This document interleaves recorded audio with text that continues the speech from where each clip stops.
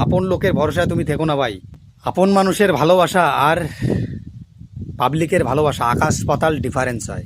কেন জানো?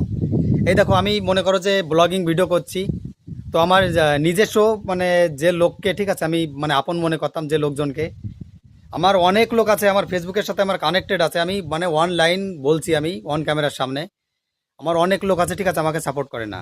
কিন্তু হাতে গোনে কয়েকটা লোক আছে, তারা আমাকে মানে আগাগোড়াই সাপোর্ট করে, তারাও আমার চেনা লোক। কিন্তু আমার বেশিরভাগ চেনা লোকই আমাকে সাপোর্ট করে না। আর আমাকে যারা বেশিরভাগ লোক আমাকে সাপোর্ট করে, তারা জন্মে সূত্রে কেন, তারা আমার চেহারা, আমার এই সকলটাই তারা জীবনে কোনোদিন দেখেনি, কোনোদিন দেখেনি।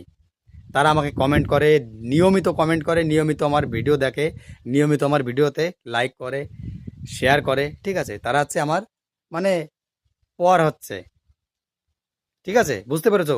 মানে আপন আর পর সোশ্যাল মিডিয়ায় আসলে পরে, ঠিক আছে, দেখা যায় আপন পর কতটা কে কার পাশে দাঁড়াচ্ছে, ঠিক আছে।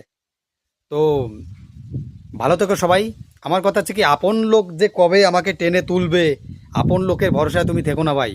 তুমি শুধুমাত্র ক্যামেরা খোলো, ভিডিও বানাও, মুখে যা কিছু আছে সেটাই বলো, আর বিনা এডিট, বিনা এডিট করে তুমি পোস্ট করো।